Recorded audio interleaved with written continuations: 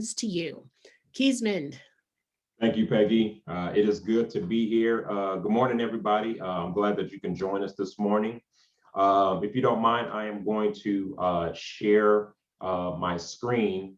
But before I share my screen, during my presentation today, I want to take a look at a non-members payment record under the broker's record on M1. So if someone can provide me, or that's willing to provide me with a broker's NERDS ID number to look up, I'm going to do it closer to the end of my presentation where the non-member payment is under the broker's record.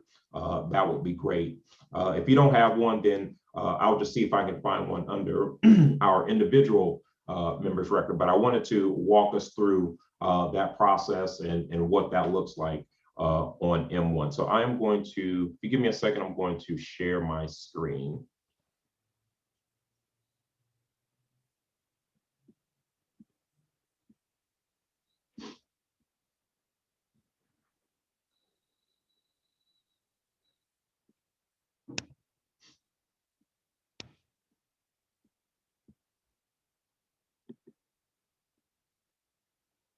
All right, can you guys see my screen?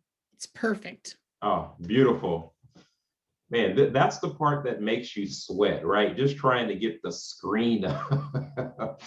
So anyway, today we are going to be focused on the upcoming March 31st NMSP compliance score deadline. As of today, we are actually 2 weeks away from the deadline. And so my goal today is to make sure that we are focused on what's important right now. Last month, we were all focused on the February 28 dues delinquency deadline and making sure that your unpaid members were inactivated. And we also required the associations to submit their dues payment through NAR's e-commerce system. But our focus for the next couple of weeks is your NMSP scores. Now, for our new AEs and membership staff, when we talk about compliance, we are basically talking about enforcing NAR's variable dues. And when we're talking about variable dues, that includes managing the BCT, brokers, agents, financial records, and also deadlines. Currently, we have 3 compliance checkpoints this year. It is March 31st, August 31st, and December 31st. And what this means is all local associations must have an NMSP compliance score of 97% or higher at each checkpoint. Now, for our new AEs and membership staff, because you are new to this process, today I'm going to give you the simplified version of the dues formula. We are going to quickly cover the who, what, and why today. But when we send out the recorded version at the end of today's meeting, I'm going to include an attachment that includes the who, what, when, where, why, and how of the variable dues. So my goal is just to give you everything that you need. So let's start out with the what the NAR variable dues formula is all about. The variable dues formula refers to the dues obligation of the designated realtor, or DR. The DR is responsible for all licensees in the firm. Under NAR's mandatory policy, the designated realtor is responsible for paying her local, state, and national dues, in addition to a non-member assessment for each non-realtor licensee, also referred to as non-member salespersons or NMSPs. Also, this includes licensees that are affiliated with the firm, which include agents under the DR's license and agents under the corporate license.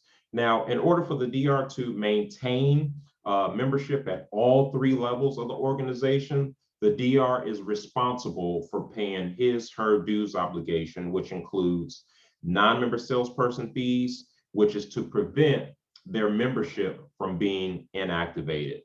So now let's talk about the why. why the NAR variable dues formula enforcement, is important. The variable dues formula was actually created to ensure fairness across the board.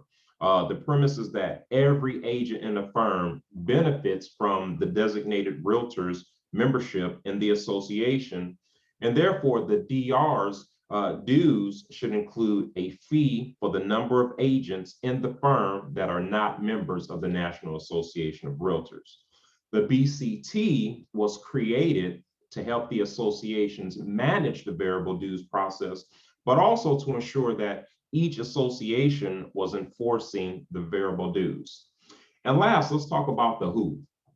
Who is responsible for enforcing the NAR variable dues formula?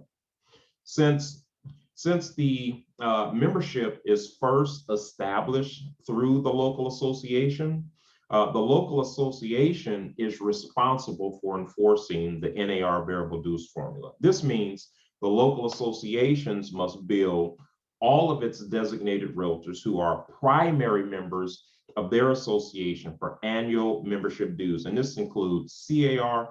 and NAR and local dues, in addition to an assessment for each NMSP under the DR's firm. So what does managing the DR and his and her agents look like? Again, like we said, the DR's primary association is responsible for enforcing the variable dues formula. And so the primary association is responsible for billing the designated realtor for non-member fees. They are the ones that send out letters and emails regarding NMSPs, LIFROs, and MLOs. They're also in charge of setting up LIFRO offices and NERDs. But keep in mind, if the LIFRO office has already been set up by another association, the association should not duplicate the office. You should use the office that already exists in the system. We never want to duplicate an office in the M1 system. Also, the DR's primary association is also in charge of collecting signed LIFRO and MLO certification forms from the DR on an annual basis. Remember, that's done annually. Also, the association is in charge of creating LIFRO and MLO records and NERDs for each licensee if the record doesn't exist in M1. Now, if the record already exists in M1, the local association just needs to do a POE transfer if the record is under another association, and then you'll just attach the record to the LIFRO office. And last, the DR's primary association is also responsible for broker associates and their agents that are also affiliated with the firm. And one of the things that I'm going to do is once we're done with the meeting today, part of the attachments that I am going to include is an attachment that talks about managing broker associates and their agents. So that will be important. All right. One of the things that I think is important to understand is the data flow, right? What happens after your records are uploaded to M1? And so I created this diagram to follow the data from M1 to the BCT. Currently, all local associations are either uploading their financial records to M1 or you're manually adding your financial records to M1. So since our focus right now is meeting the compliance deadline, we're going to focus on the top section, which is the financial data flow. So the M1 financial data is electronically sent to C.A.R. on an hourly basis. When we receive the data, it goes through the C.A.R. process. Our process is looking for a specific payment type code. It's looking for those codes that include STAT, STATE, CDU, dues, C.A.R., NON, late, and new. It's also looking at non-member payment type codes. And those codes include NON, STAT, and STATE. It's also looking for billing year 2021. And then last is looking for the payment amount 184, or it's looking for C.A.R.'s prorated dues amount if it's a new member. Just so you know, excuse me, our system is programmed to look for one of these payment amounts based on the month that we are in. Now, this is C.A.R.'s dues proration schedule for 2021. And so it's extremely important that the payment is 184 or one of the prorated dues amount for your new members. All financial record payments must be broken down by payment type and should not be combined. So what does that mean? That means each payment must be associated with its own payment type. For example, C.A.R. dues of 184 has its own payment type, which is either STAT or one of the payment types that I mentioned earlier, so it was quite a few. Also, the C.A.R. late fee of $30 has its own payment type. So the payment should never be combined because our system is not programmed to handle these records. So again, it's important that we follow these steps. So again, just going back to the C.A.R. process. Now, if the payment type, billing year, or payment amount is incorrect, the record ends up in our exceptions table. And this simply means you won't see the record showing paid on the BCT until the error is corrected. Now, I know your next question is, how will you know if the record failed, right? Well, you will either receive an email from Myrna in our accounting department, or you can spot check some of your unpaid records on the BCT to confirm if the payment type, billing year, and payment amount is correct on M1. Once the issue has been resolved, the records are then reprocessed.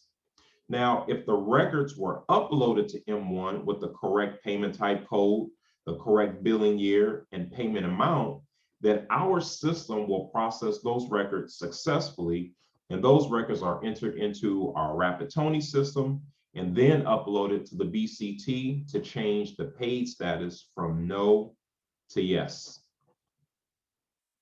Any questions, Peggy? None yet, but I do have, for when you're ready for it, I have a broker's nerds number for you. Perfect. Okay, I'll get it at the end. Thank you so much. You bet. All right, so one of the things that I think is extremely important for a new AE or membership staff person is understanding the BCT dashboard, right? And so what I've done here is I have explained what each section on the BCT dashboard represent. I'm not going to cover each section. I will let you do that in your spare time, but I am going to cover NMSPs and unpaid records on the BCT, and we're going to cover that on a different slide. All right, so let's talk about exemptions. So the goal here is to really just cover the exemption and how those records should appear on M1. So LIFROs and MLOs, they should be in M1 as active LIFRO or MLO agents. As you know, these agents are cannot be engaged in listing, selling, leasing, renting, managing, counseling, appraising, or arranging financing for real property, and they cannot be participants or subscribers in any MLS. This is part of the LIFRO and MLO agreement. Next, let's talk about inactive paid members. There are times where a member will pay their dues and then go inactive. But if they are still hanging their license with the broker, these agents will impact your BCT. As you know, inactive members automatically become NMSPs. And so because this member has paid, if you send us an email, we will actually add this member to the TRM, which we call the mid-year termination exemption code, so that this record doesn't impact your NMSP score. Again, this is for inactive paid member, which means at one point they were active, they paid their dues, and then they became inactive. And so we want to make sure that, because when they become inactive, they automatically become NMSPs. And so in an effort to make sure that these records don't impact your NMSP score, we actually add these records to the exemption list, which is TRM. So commercial agents. Commercial agents should be in M1 as active non-members. These agents can only qualify for the exemption if they are working in addiction and is not the broker's main office that he or she works out of. You must send me or Tiffany an email with a list of these agents that qualify. And you also want to include their NERDS ID number, and we will add them to the COM exemption list. And last, the exemption for the out-of-state licensees. So these are realtor members that are in Arizona, Nevada, or Oregon. These licensees can choose not to be members in California because they're already realtor members in those other states. And so they should be in M1 as a secondary member for California. And that secondary record should be a non-member record. And we will add them to our system under the SSC exemption code. So again, that is Arizona, Nevada, and Oregon. If these licensees are realtor members in Arizona, Nevada, or Oregon, they can choose not to be a member in California if their license is also hanging with a broker who is a realtor member in California. All right. Keesman, I do have one question in here. Okay. Okay, so Jesse wants to know, what do they need to send you when they have agents with restricted sales license, but have been removed by the broker from the DRE? Perfect. So in those cases, you would actually send me or Tiffany an email just letting us know that the broker, because when the license is restricted, the broker is not able to go into e-licensing and actually remove the agent's license. They actually have to fill out I think it's the RE214 document and send that into DRE. And so in that case, the association can send us an email with the member's license number, NERDS ID number, if they have that. And we will add that member to the DRE exemption list. And so that will remove that agent from the association's BCT. Thanks, Keesman. I actually have two more that have come up. Sure.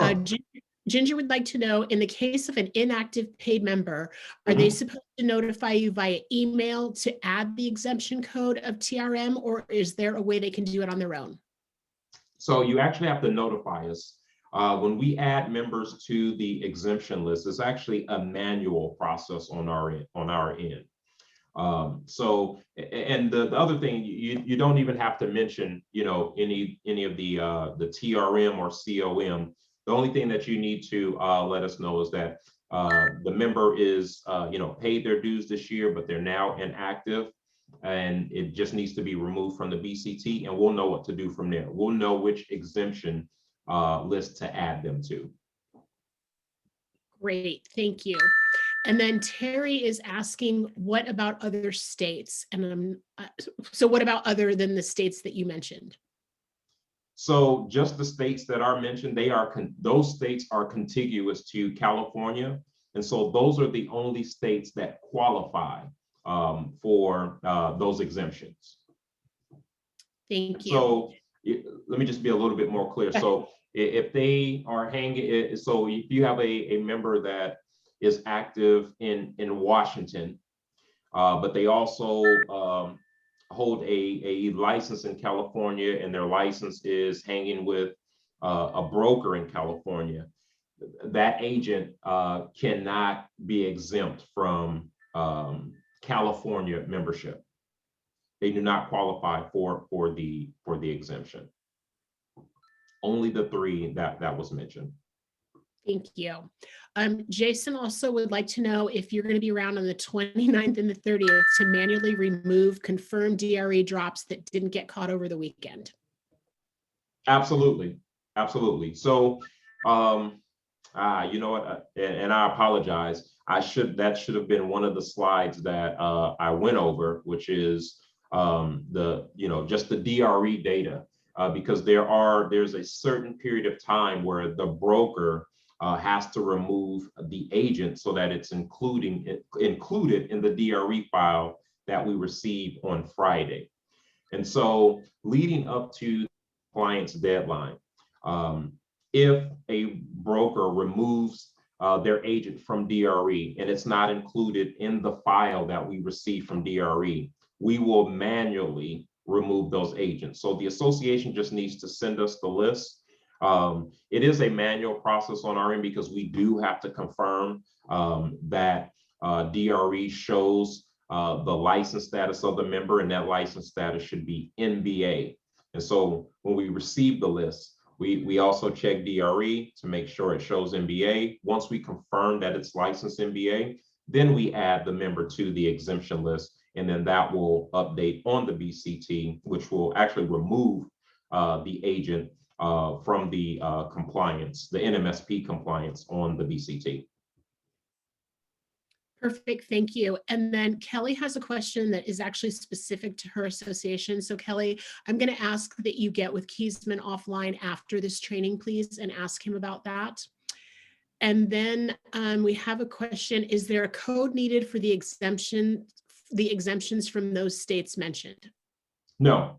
The only thing that you'll need to let us know is that they qualify for the out-of-state exemption.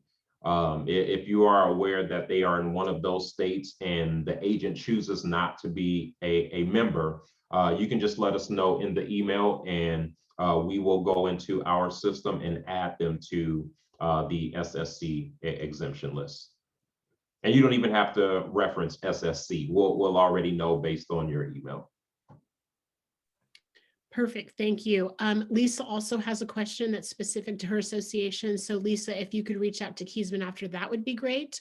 And then I do have one more question right now, and it is, if an inactive paid member reactivates later in the year, is there a code they need to add to remove them from the exemption?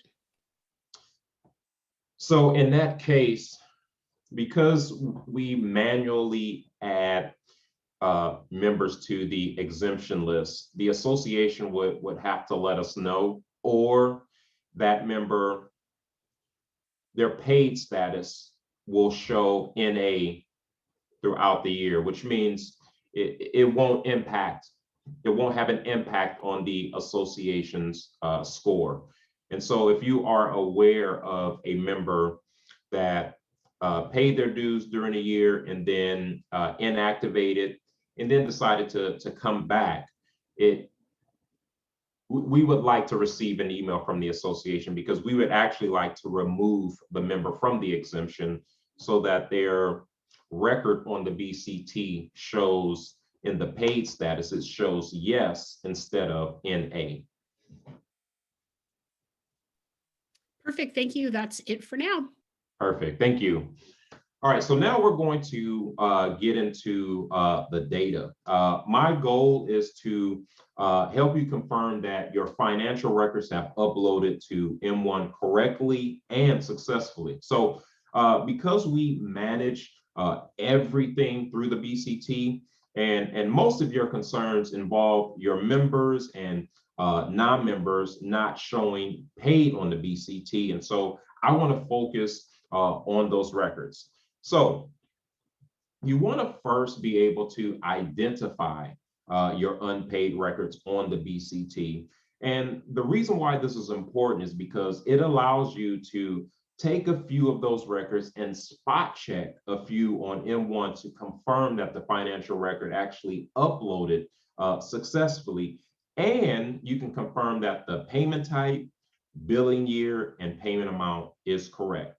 Now, if everything is correct and you're still not seeing the record showing paid on the BCT, then I need you to send an email to accounting@car.org, and then also need you to CC me when you send that email.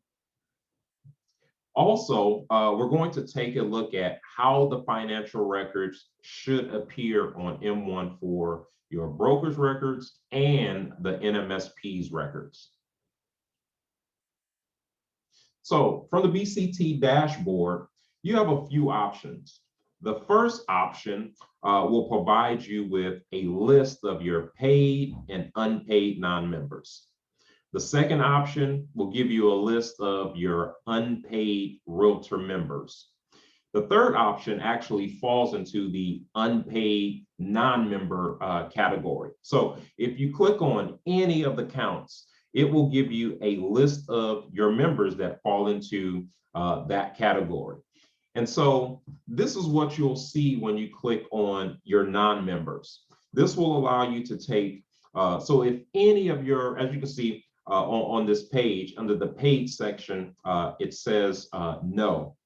And so this will allow you to take one of your NERDS ID numbers to check to see how that information actually appears on M1. And so in this example, hopefully Fresno won't mind me. I actually took a screenshot of one of their non-members, so hopefully you won't mind. But in this example, we're actually going to take a look at the payment record for a non-member. So once you have the record up in M1, you will click on the member ID number right where I have the red arrow highlighted. Next, you will open the member dues payment section.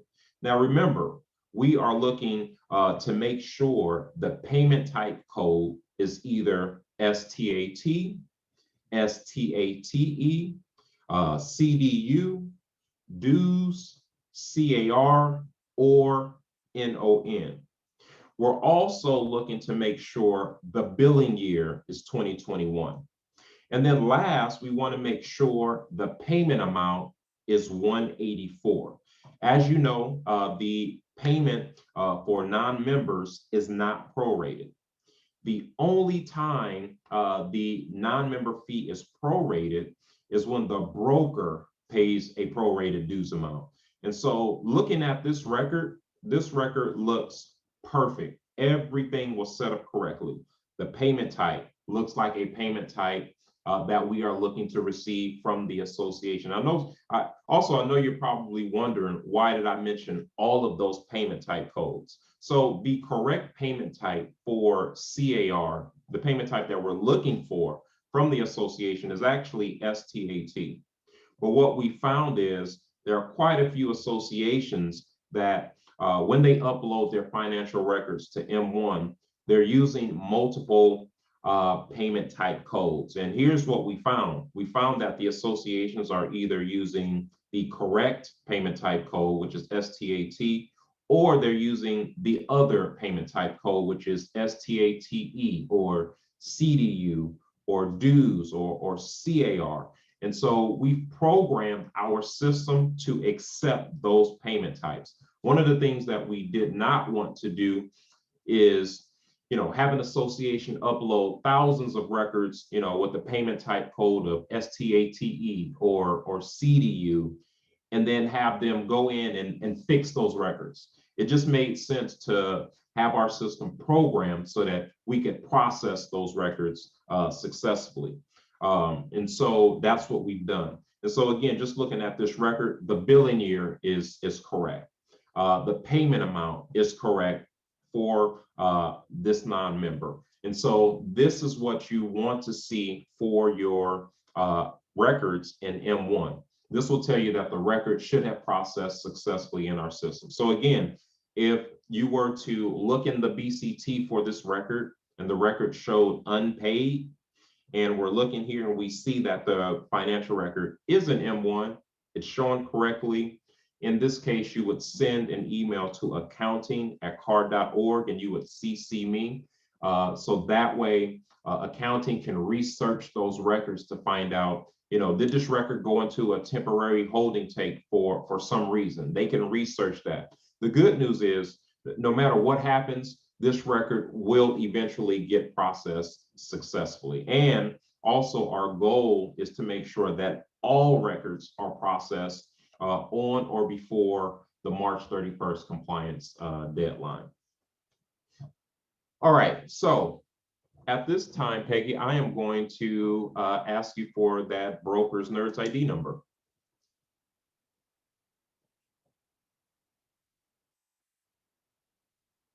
Oh, you're muted, Peggy, sorry. Here we go. You ready? Yes. 2010-30225. Perfect. All right.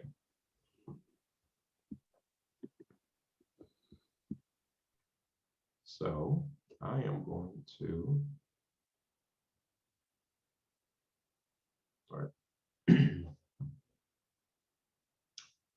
I'm just going to stop sharing my screen just for a second. And I'm actually going to go to M1. And then I will share my screen.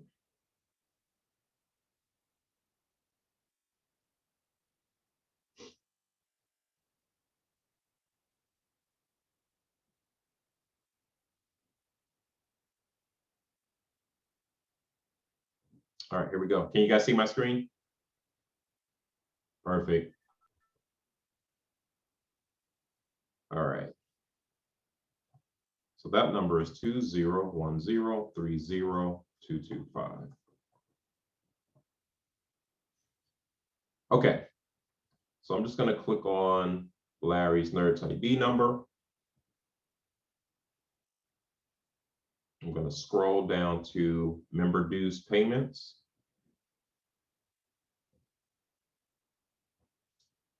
All right, and I can see that we have some 2021 payment types in here. And so I'm just going to look for a California payment type.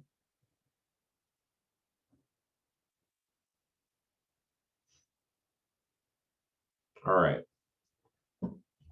So let me look at this record. So just looking at this record, I can tell that this is the non-member payment record because it has STATN, which lets me know this is the non-member payment record. If I click on the first one, this should be for the broker's record, but let's just double check. So it is for the broker.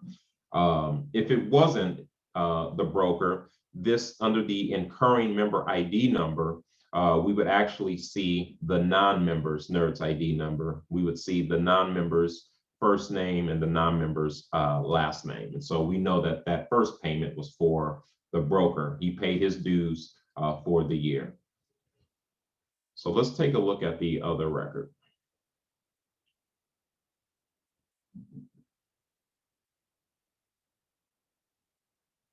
So I'm going to pull this record up.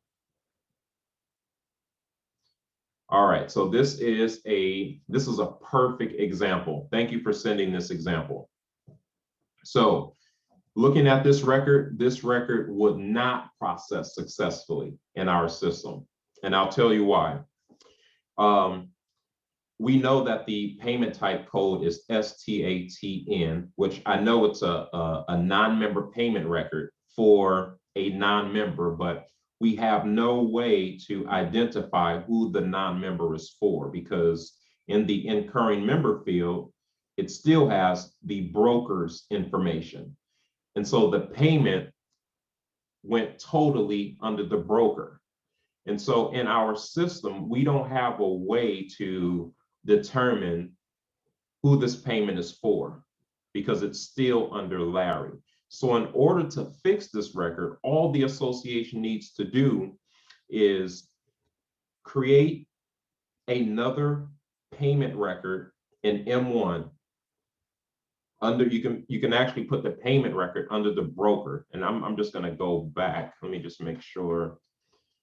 Peggy, the association that provided the license number for this broker, is it possible for them to provide us with the non-member that this payment belongs to? Elizabeth, can you chime in? Yes. So that's interesting, Keesman, because yes, originally I did this one wrong and the non-member payments weren't showing up. And then you and I discussed and I went back in and corrected it. Oh, beautiful. Oh, I don't know where the correction one is. I'm trying to find it right now on my screen. oh, okay, no problem. I believe I did it prior to the M1 transfer over. I believe I did it when it was still in NERDS. Okay, no problem. You know, then I'll just focus on this record just for right now. So again, as Elizabeth stated, she actually corrected this record.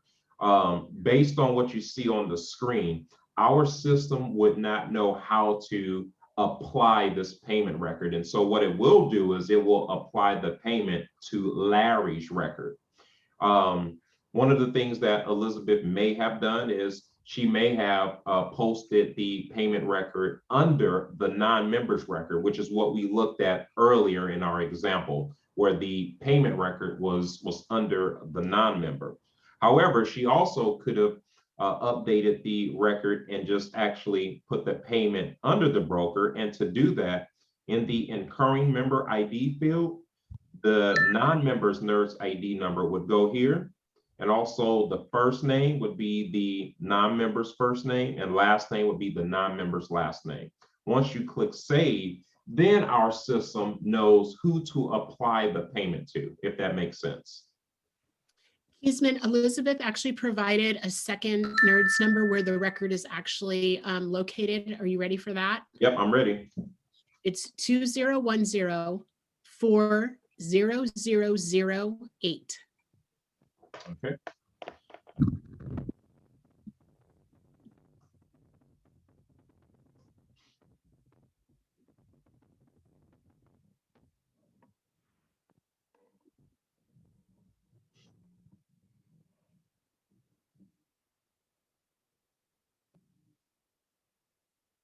Perfect.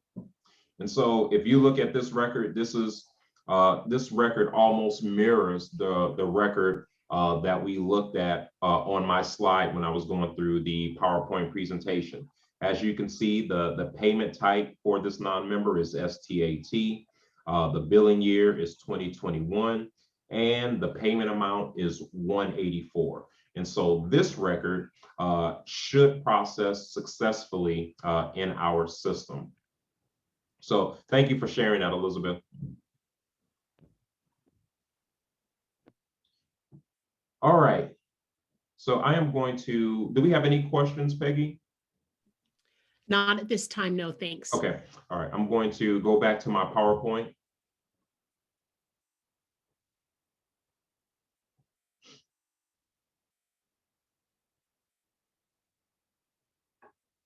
And I will share my screen.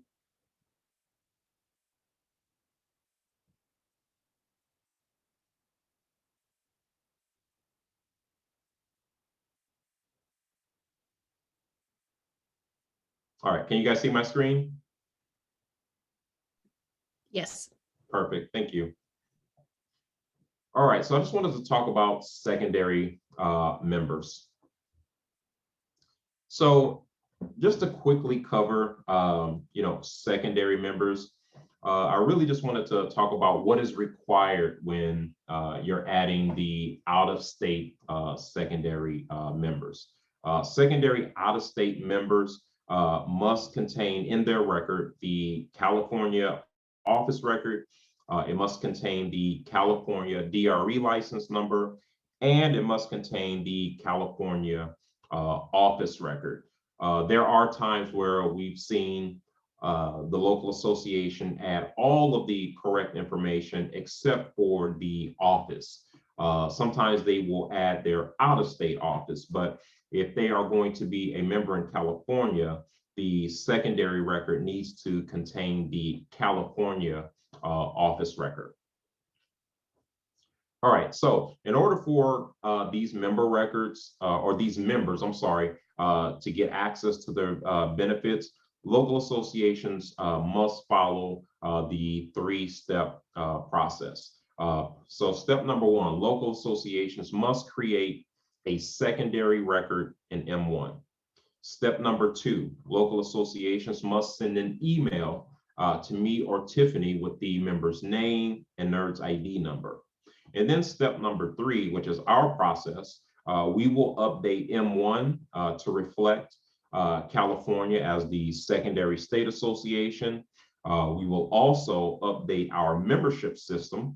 And once we update our membership system, this will give the member access to their zip forms product. And so these are the steps that the associations must go through in order for their out-of-state members that are joining California. These are the steps that you will follow in order for your members to get access to their benefits. Any questions on that? None. Perfect. All right. So we are now down to our town hall Q&A. So if anyone has any questions, I will answer your questions. At this point, if someone has a question, you can go ahead and unmute and ask it. Hey, Keesman, it's Robin. What's our Hey, drop Robin. dead? What's our drop dead date? When is the last time you're going to pull the final reading from BCT? Is that like on the close of business on the 31st? It is. Yep, it is. Okay. So we do like to give the associations, you know, all day on March 31st to get their records updated. So if they're making changes to member records, if you're uploading financial records, you know what, actually, let me take a step back. I'm actually going to send out an update because I need to check with our accounting department because they actually have a cutoff time when it comes to processing the financial records.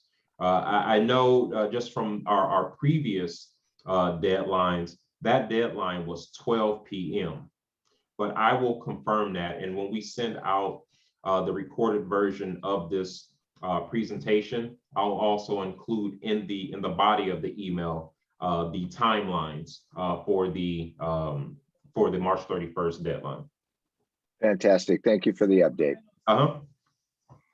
Great presentation, Keesman. Thank you for your continued support as always. Keep up the good work. Man, thanks, Jason.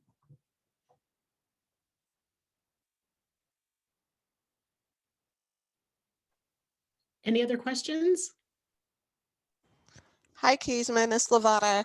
Hey, Lavada. Hey, how are you? I'm doing good. How are you? I'm good. Good. I have a quick question about narrowing down the M1 results. Like if I put the first and last or a last and first name, it usually gives me so many results. It's hard to narrow down the field. Are there any tips and tricks on how to narrow down what you're looking for?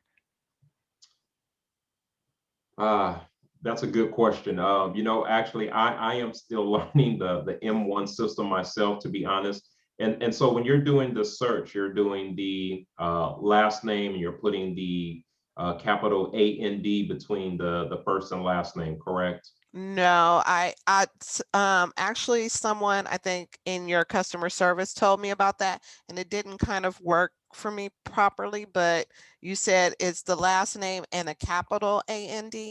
Yep. So you want to put a space. So you want to put, I believe it's, or is it, no, you want to put the first name and then space, and then you want to type in AND and make sure that's all caps.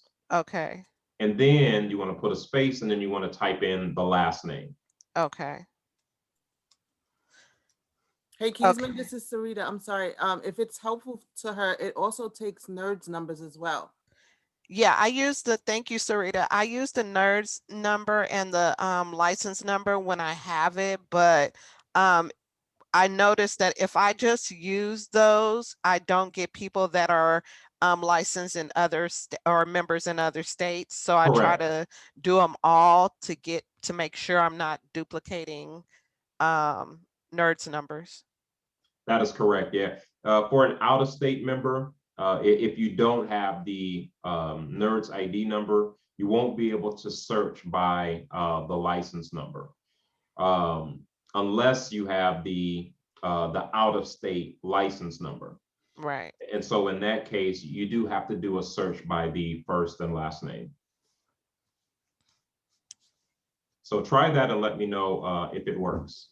If Okay. it doesn't, then we'll look at other options. Keisman, this is Dawn. Can I jump in just real quick? Hi, Dawn. Hi. Lavada, the reason that you do the and, like Keisman said, is if you just do first name and a last name, it's going to search for everything with James Doe or Doe in it. Yes. With the and, it'll specifically search for James Doe. Okay. Thank you so much. You're welcome. Thank you.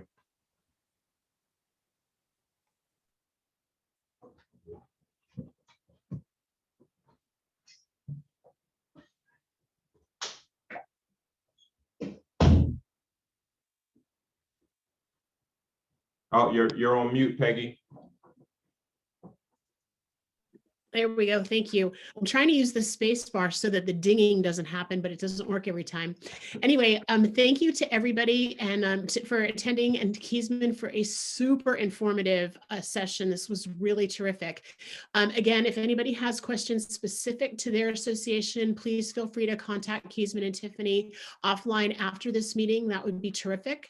And I will be sending out a follow-up email later this afternoon with the link to the recording and all of the materials and updates that Keisman has promised you. So thanks everyone for attending. Thank you, everybody. Keisman, thank you. You're welcome.